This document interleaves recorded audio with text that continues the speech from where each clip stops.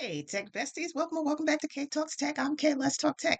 I want to talk to you about some interviews that I've had lately and some things that employers do that I've seen more of. And the particular one that I'm seeing more of lately is bait and switch. They put out a job description for one thing, but when you get there, there's something major that's different. And it's happened to me a couple of times in the past year or so. And when I was able to afford to walk away, I really don't appreciate it. So I just walked away. I do see a difference between, or I do acknowledge a difference in that between consulting companies and permanent roles, or consulting roles and permanent roles, not consulting companies, consulting roles and permanent roles. But when the employer is a consulting company, maybe it's just all the same. So I had this I had answered this ad for a business analyst who could decompose Java and write the business requirements, reverse engineer some Java. Okay. I've done this many times, not with Java in particular, and I've never coded Java, but I coded JavaScript. I coded C++. I figured between the two of those, I can probably figure it out. I was a .NET developer.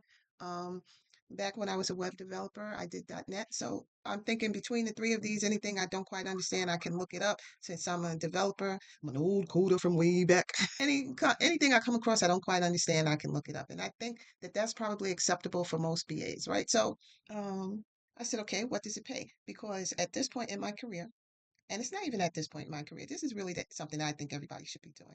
We had a movement towards pay transparency. Some states, like the state of New York, enforce it. Some places don't. And some places just don't want to be a part of it, right? So for me, if you don't post how much the job pays, what are we even doing? Because what you've done is signal to me that it's low pay. You know it's low pay. And you're hoping to catch some desperate people in the crosshairs, right? So and that's nothing against people. Like people are desperate now. It's taking over a year to find a job, which is completely ridiculous. And so employers are taking advantage of that and they're paying you a third less than they used to, which when I tell you about this interview, remember what I just said because it's going to be important. So I go to this interview and it's it's Java decomposition job. And I said, okay, what does it pay? And I'm talking to the recruiter and they're like, it's going to pay. I'm like, okay, cool. All right. So he moves my resume to HR and the hiring manager. I have the interview with the hiring manager. This guy is just like he's consulting. He's trying to, I mean, he's not saying this part, but this is his vibe. He's consulting. He's sitting in his pile of poop and he's just trying to get through it. And he desperately needs somebody who can decompose this stuff and help him get through it. So I'm like, okay, this is supposed to be a permanent role. This is a very specific type of BA. What is the future of this role? He doesn't know. Nobody really wants to talk about that, right?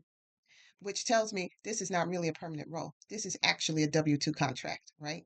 And one day, maybe soon, I'm going to break down all the consulting stuff for you so you understand that because a lot of people are being forced into consulting now because they can't find a regular job. And it used to be a great position to be in. I've made some good money in consulting. Like the last 15, 20 years of my career has been consulting. I've done very well, but it's a different ball game today. So I'll talk about that at another time. But so he sends in my resume. So while we're waiting for them to, go through whoever else they're interviewing, what else, he said, okay, now, if they come back at $10,000 less, is that okay? I said, no, that's not okay. We made an agreement, and that's the agreement that we made, and that's the salary that's supposed to be. He didn't say a word. Of course, when they came back, it was $10,000 less. That's the bait and switch. That is what some recruiters are doing. They will tell you the role pays more than it does to get you kind of on the hook for that role. And then but then they know that it's really not going to pay that much. And most people, $10,000 taxes is going to eat up a lot of it. So they just let it go. But on that day, on that day, I had decided I was tired of being lied to. What is the lie about? If the role pays, whatever it pays, just say it because you think that you're getting something. You think, oh, I'm getting all this talent for $10,000 less. $10,000 is nothing. Okay. So why create the negative energy for $10,000? I'm not going to tell my friends to come work here. I'm going to tell them what you did. Okay. I am actually going to start naming names. Now, that particular person, I can't remember his name, and I'm not going to name it on YouTube. But, for those who are in network with me, oh, I absolutely will say, well, look out for this recruiter because this is what they did. And we need more of that. Um, so when they came back, I said, well, your recruiter said that this was the salary. And so that's what I was expecting. So no, this would not be of interest to me. Oh my goodness. How dare I? Oh, they got very upset. So I went on about my business thinking I've told you no, and it's because your recruiter lied, right? I'm thinking it's over. About a week later, I get this nasty gram that we rescind the offer and so forth and so on because they waited till they could find somebody else, right? This is how these people act. They didn't like it that I spoke up, that your recruiter tells lies. Now I didn't say it like that, but it wasn't too hard to figure out. And they didn't like that. So they went out to the marketplace, found someone else. They didn't respond. After they found someone else they could hire, because I know this. I don't they don't have to tell me this. I just know this is how they operate. Then they come back and say, "Ha, we rescind the offer." And I said to them, it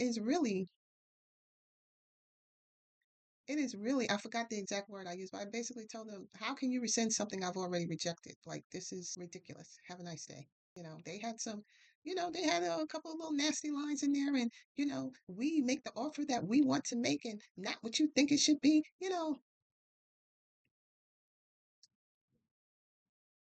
Absolute power corrupts absolutely, but some of y'all think you have absolute power and you really don't. Right? That's why on this channel, I'm always telling you guys to get your money up, get your savings up. Winter is coming. Be ready because you got to have what some people call FU money. Okay. So in that instance, I was able to do exactly that. I think that some recruiters really think of themselves as salespeople. And I know it's kind of a sales job, but I'm not the person you're selling to. Okay. So just say, this is what we're paying. This is the range we're paying within. And leave it at that. It's almost like, do you not have enough excitement in your life? You in here for uh, the excitement of the sale or something to say that you got somebody because you paid them less than they could have had. What is that? That's not nice. That's negative karma that's coming back to bite you. And it's just not necessary. If you're paying a little bitty bit, say that. I'll tell you another way that bait and switch can show up. You apply for a job, HR contacts you. As they're talking, they're like, you know what? You would be a great fit for this other role. Okay. And the other role has more responsibility. So that other role, they tell you, that other role pays a little more than the one that you're pursuing. That's to get you to go for it. Then when you go for it and the offer comes, it's not the more money that they said that it would be. Okay, that's another bait and switch. And the third way I've seen bait and switch, and this happened to me personally, and this is a story I'm going to tell you on the channel on another day.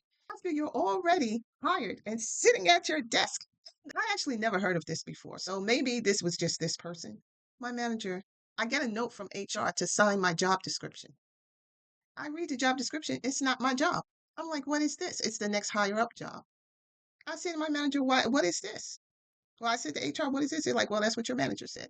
I asked the manager, what is this? Oh, I give you the next title up to show all your years of experience. No, chick. And you know what I mean by chick, but I'm not going to curse because we're professional here. No, chick, you just did bait and switch. You put me in a higher level role that is a higher level of responsibility for the same salary you just hired me at. That higher level role comes with more money. If it's not more money, I'm not interested in it. There's no more romanticizing work. That's over. Okay. That's over within your first couple of years of I went to school for this and I learned this skill and now I'm in that job, right? And I'm not even sure that exists with most people anymore because corporate America has treated people so poorly. But stop the bait and switch, okay? Because all you're doing is creating people who are resentful. You did the bait and switch, now I'm in this job. You think I'm going to work any overtime? I'm not. It's not, I'm going to do just enough to keep my job. And a lot of people feel that way. So that above and beyond effort for your teeny tiny bonus that gets eaten up by taxes, if you even give a bonus, who wants to do that?